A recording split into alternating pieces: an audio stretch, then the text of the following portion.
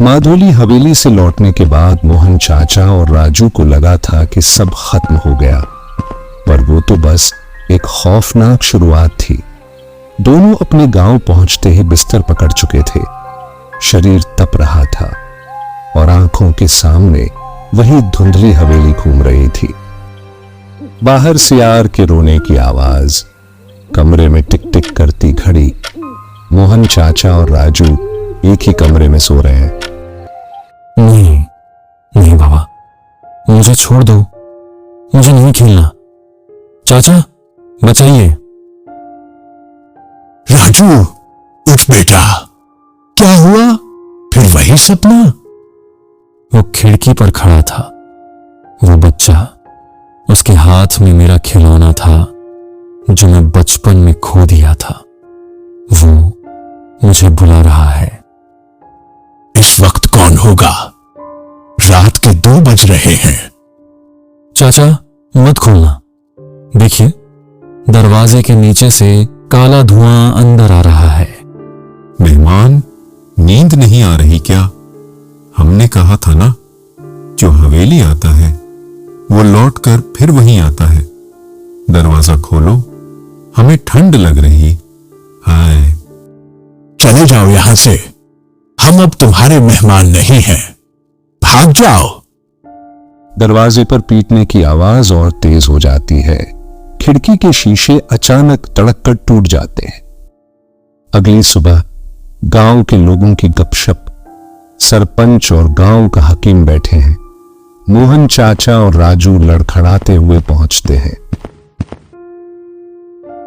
अरे मोहन भाई, ये तुम्हारी और राजू की क्या हालत हो गई है? चेहरा पीला पड़ गया है, जैसे किसी ने खून चूस लिया हो। मैंने कल ही कहा था मोहन, तुमने उस हवेली की मिट्टी छुई है, वो तुम्हें इतनी आसानी से नहीं छोड़ेगी। सरपंच जी, अब बर्दाश्त के बाहर है। रात भर वो हमारे दरवाजे पर पहरा देते हैं।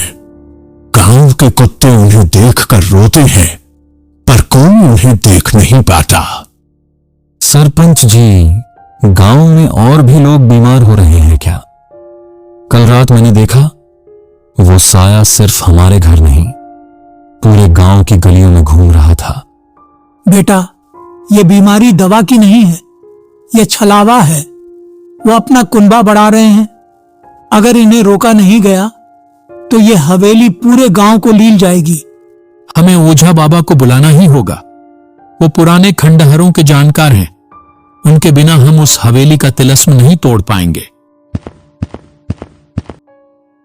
अपवित्र, सब अपवित्र हो गया है। मोहन, राजू, आगे आओ। तुम्हारी परछाई तुमसे अलग हो रही है। देख रही हो, धूप में भी तुम्हारी छाया धुंधली है। वो तुम्हारी आत्मा को हवेली खींच रहा है। बाबा, हम क्या करें? हम मरना नहीं चाहते। उस हवेली में एक पुराना कुआं है। मास्टर ने उन सभी को उसी कुएं के पास कैद किया था। जब आग लगी तो सब उसी में कूद गए। उनकी हड्डियां आज भी तड़प रही हैं। जब तक उन्हें मुक्ति नहीं मिलेगी, वो गांव के हर घर का दरवाजा खटखटाएंगे। तो क्या हमें फिर वहां जाना होगा? और इस बार अकेले नहीं, सरपंच, तुम और गांव के 5 बहादुर आदमी साथ चलेंगे। हमें आज रात की काली 14 से पहले वहां पहुंचना होगा। अगर सूरज ढल गया तो हवेली का रास्ता गायब हो जाएगा। सरपंच जी, मुझे डर लग रहा है। देखिए, पेड़ों की टहनियां कैसे हिल रही हैं, जैसे कोई हमें पकड़ने के लिए हाथ बढ़ा रहा हो। डरो मत लाला, ओझा बाबा साथ हैं। बस सीधे देखते रहो, पीछे मुड़कर मत देखना, चाहे कोई भी आवाज दे। बेटा राजू, कहाँ जा रहा है? रुक जा, मुझे चोट लगी है। माँ?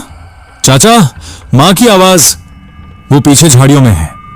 खबरदार राजू, पीछे मत मुड़ना।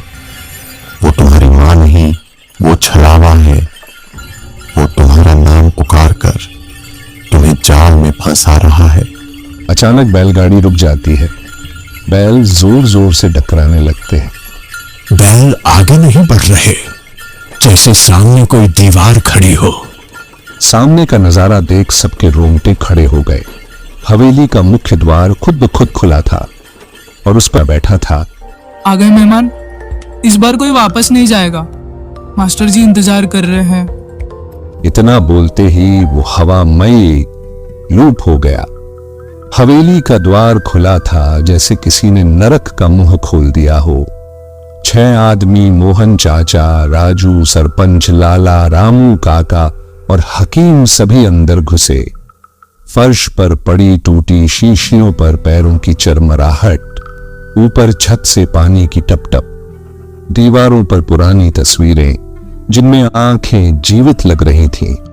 आम भूत प्रेत विनाशकाय नमः। सब लोग मेरे पीछे रहो, कोई भी दीवार को छूना मत। ये दीवारें ये जीवित हैं। बाबा देखिए, ये तस्वीरें, इसमें मास्टर जी हैं। चाचा, वो बच्चा जो मेरे सपने में आता है, वो तस्वीर में मेरी तरफ देख रहा है। अचानक एक तस्वीर का फ्रेम फटाक से गिरता है। उसमें से काला धुआं निकलता है और हवा में चे का चेहरा बन जाता है। राजू भैया खेलने चलो ना, मैंने तुम्हारा खिलौना लाया हूं। देखो, तुम्हारी माँ ने कहा था ना, अकेले मत खेलना। नहीं, जा, मैं खेलना नहीं चाहता। चुप रहे बेटा। ओझा बाबा कुछ कीजिए। ये रक्षा कवच है, लेकिन ज्यादा देर नहीं टिकेगा। हमें कुएं तक पहुंचना है, चलो। सरपंच जी, मेरी पत्नी की आवाज आ रही है। वो कह रही है, लाला मुझे अकेली मत छोड़ो। लेकिन मेरी पत्नी तो 3 साल पहले मर चुकी है। लाला, मैंने कहा था पीछे मत देखना, वो छलावा है। डॉक्टर अंकल दवाई दो ना, हम बहुत जल गए थे, दर्द हो रहा है। भूत निकल, अपवित्र आत्मा, वापस कुएं में चली जा। कुआं सामने था, उसकी घेरा टूटा हुआ, अंदर से लाल पीला धुआं उठ रहा था। कुएं के किनारे पर एक पुरानी कुर्सी रखी थी जिस पर मास्टर जी बैठे थे। असली मास्टर जी नहीं, उनका भूत। लंबा काला कोट, आधा जला हुआ चेहरा और आंखों में सिर्फ सफेद पुतलियां। ओझा, तुम आ गए। मैंने इंतजार किया था। ये सब बच्चे हैं, मैंने इन्हें पढ़ाया, खिलाया और फिर क्योंकि वो मुझे छोड़कर जाना चाहते थे, अब तुम भी मेरे मेहमान हो। मास्टर, तुम्हारा तिलस्म आज टूटेगा। इन सबको मुक्ति दो। मुक्ति? हाँ हाँ हाँ, देखो तो सही। आओ क्रीम कालिकाय नमः। रक्षा करो मां काली। तुम्हें नहीं पता, मैंने इन सबको अपना बना लिया है। तुम्हारी माला कुछ नहीं कर पाएगी। तुम गलत हो मास्टर, ये सब अब आजाद हो जाएंगे। देखो। कुएं से एक एक करके सभी की आत्माएं सफेद रोशनी में निकलने लगती है। उनकी जली हुई रस्सियां टूट रही हैं। धन्यवाद राजू भैया, अब हम खेलेंगे स्वर्ग में। नहीं, मेरे बच्चे, तुम मेरे हो। मास्टर जी का भूत ओझा बाबा बटेश्वते पर झपटता है। दोनों में भयानक लड़ाई शुरू हो जाती है। ओझा बाबा मंत्र बोलते हैं, मास्टर जी काला धुआं उगलता है, हवेली की दीवारें हिल रही हैं, छत से पत्थर गिर रहे हैं। मोहन, राजू, कुएं में आखिरी हड्डी डालो। वो लाल रंग की हड्डी, मास्टर की हड्डी। चाचा, वो रही।